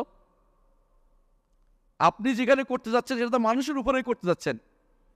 আপনি কি আশ্চর্য হবেন, এখন বাংলাদেশে যে সমস্ত আইনগুলি প্রচলিত আছে আল্লাহর শরিয়ার বিরুদ্ধে আইন অনেকগুলো আছে। আইয়ুব খানের আইনটা আল্লাহর শরিয়ার বিরোধী না?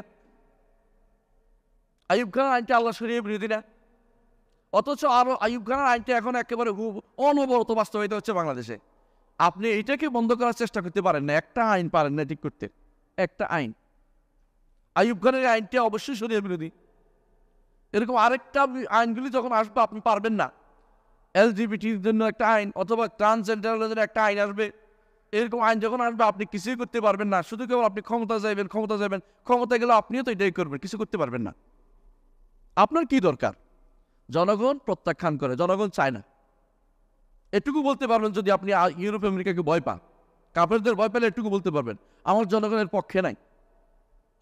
আর আল্লাহকে ভয় পেলে তো আপনি প্রথমে তাদেরকে অস্বীকার করবেন, এটা আমার শরিয়া মানে না, কোরআন সুন্নাহ মানে না, এটা বলবেন। কিন্তু আপনি কি জানেন ইন্টারন্যাশনালি আমরা কতটুকু দুর্বল? বাংলাদেশের মতো দুর্বল রাষ্ট্র কয়টা আছে আপনি বুঝেন? শক্তিশালী আপনি মুখের দ্বারা, বাস্তবতা আপনি কতটুকু? একটা শত্রু দেশ পরিবেষ্টিত, অনেক দেশ পরিবেষ্টিত, আমরা অনেক দেশ, আবার বের হওয়ার জায়গা নেই। মুসলিম জনগোষ্ঠী এখানে আছে, এখানে আপনি যে লাফালাফি করেন আপনার শেষ পরিণতি কি হবে? আপনার পরিণতি এটাই হওয়া উচিত।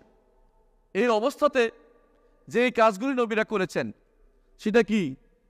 একা এসেছেন, হাসরের মাঠে একা আসবেন, তার কোনো অনুসারী থাকবে না। নবীর কি সমস্যা আছে? নবীর কি সমস্যা হবে? জান্নাতের সমস্যা হবে? আপনিও যদি নবীকে দাওয়াত দেন নাই, দাওয়াত দিয়েছেন কিন্তু কেউ গ্রহণ করেনি, সমস্যা নেই, আপনার দাওয়াতটা আপনি দিয়ে যান না। আপনার এখন সবচেয়ে বেশি দরকার দাওয়াত ও তাবলীগের। প্রতিটি মানুষের দরকার দাওয়াত ও তাবলীগের। যেগুলি আপনি পারবেন না সেগুলো নিয়ে আলোচনা করেন না, ওগুলো আপনার দায়িত্বের ভিতরে নাই। যে জিনিস আল্লাহ আপনাকে দায়িত্ব দেন নাই সেগুলো জোর করে নেবেন না, সেগুলি না নিয়ে আপনি যেটা আল্লাহ দায়িত্ব দিয়েছেন সেটা পালন করেন। প্রত্যেকে যদি তার দায়িত্ব পালন করে সেখানে অবশ্যই ইসলাম প্রতিষ্ঠিত হবেই হবে। দায়িত্ব পালনে অবহেলা করতে নিষেধ করেন মানুষদেরকে। আপনার পরিবারে, আপনার আশেপাশে যাদের দায়িত্ব আপনি আছেন তাদের মধ্যে আপনি ইসলামকে প্রতিষ্ঠা করেন, সারা বাংলাদেশে ইসলাম প্রতিষ্ঠিত হয়ে যাবে ইনশাল্লাহ। এখানে বাড়াবাড়ির দরকার লাগবে না, হারাহানির দরকার লাগবে না, কোনো বোমা মারা লাগবে না, পেট্রোল বোমা লাগবে না, রাস্তাঘাটে হইচই করা লাগবে না, ওই হরতাল করা লাগবে না, এগুলি ইসলাম অনুমোদন করে না। হরতাল করে ক্ষমতা যাওয়ার পরে হরতাল নিষেধ করবেন, কত বড় সাহস আপনার? ধর্মঘট করে আপনি ক্ষমতা যাবেন, কাজকর্ম বন্ধ করে দিয়ে হাজার লক্ষ লক্ষ টাকা নষ্ট করে, এরপর যেমন যে না চলবে না, এটা হারাম, তো তুমি আয় করছো কি করে? আপনার কর্মকাণ্ড ইসলামিক না তো, তাহলে আপনি এটা ইসলামিক রাজনীতি নাম দিচ্ছেন কি করে আমাকে বলেন? এটা কোন ইসলামী রাজনীতি? ইসলামী রাজনীতি কেমনে হলো? এটা তো শরীয়ত মোতাবেক হয় নাই, শরীয়তের উদ্দেশ্য মোতাবেক হয় নাই, সরাসরি হারামের উপর দিয়ে হেঁটে হেঁটে আপনি যাচ্ছেন। তাহলে আপনার ইসলামিক হলো কি করে? এটা ইসলামিক হলো কি করে?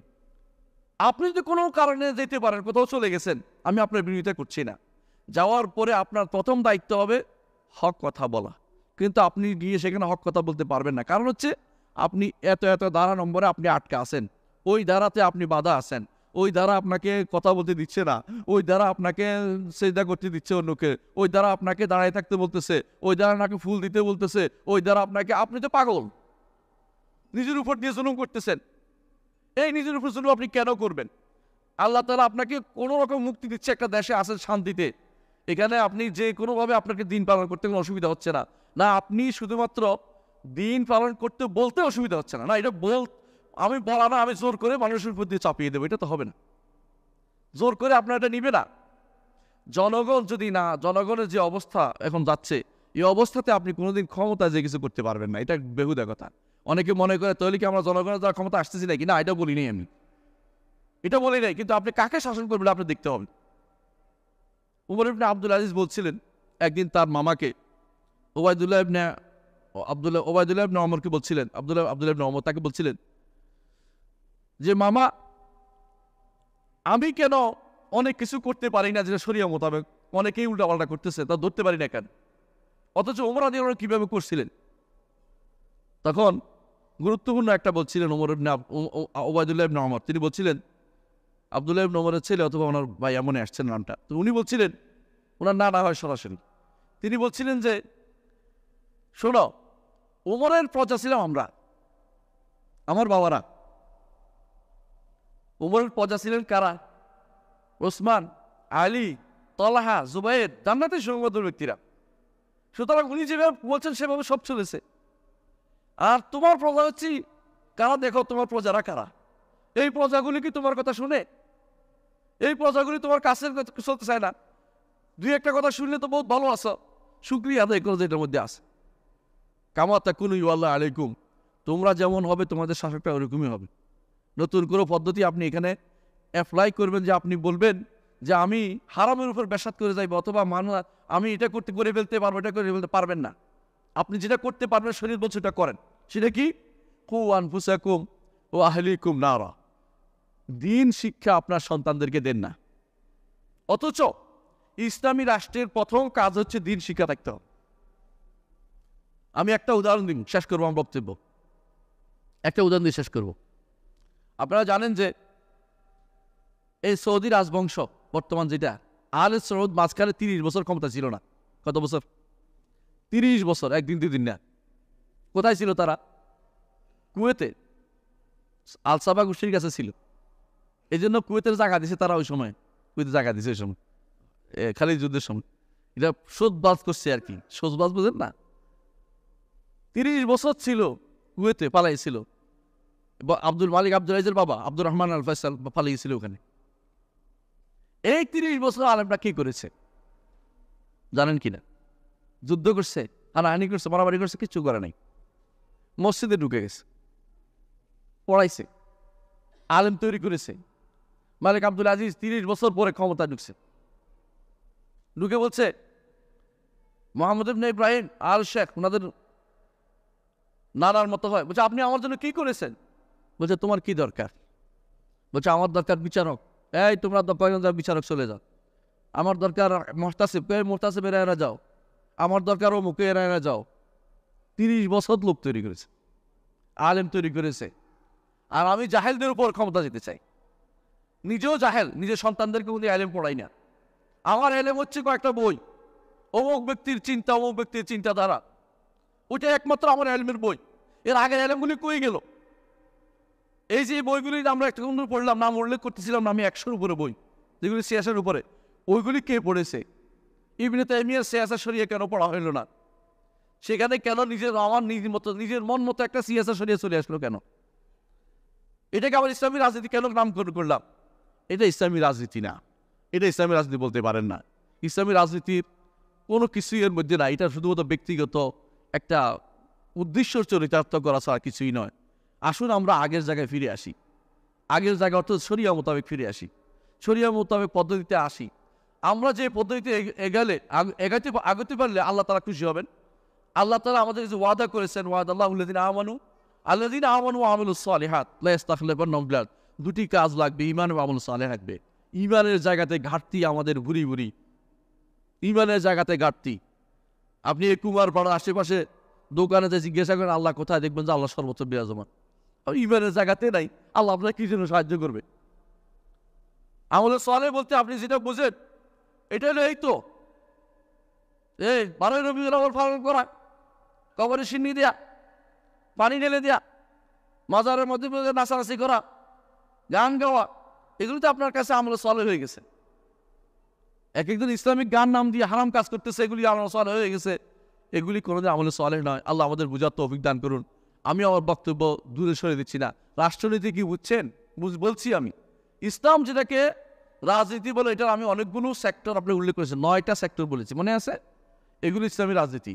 যেইটা আপনি ইসলামী রাজনীতি বলে এগুচ্ছেন, এটা ইসলামী রাজনীতি। আপনি নিজের বলছেন যে এটা একটা ইজতিহাদ করছি, আমি এটা করছি, আমি এটা বুঝছি। আপনার এই বুঝটা অবশ্যই শুদ্ধ হতে হবে। যেই বুঝ শুদ্ধ না, সেই বুঝ নিয়ে এগিয়ে যাওয়া উচিত না। এটা হলো মূল কথা। আপনি কিভাবে এগোবেন সেটা আপনি সিদ্ধান্ত নেবেন। আমি আমার বক্তব্য শুধু বলার দায়িত্বে আছি, সেটা বলেছি। ওমা আলাইনা ইল্লাল বালাগুল মুবিন ওয়া আখির দাওয়ানা আলহামদুলিল্লাহি রাব্বিল আলামিন। আসসালামু আলাইকুম ওয়া রাহমাতুল্লাহি ওয়া বারাকাতুহু।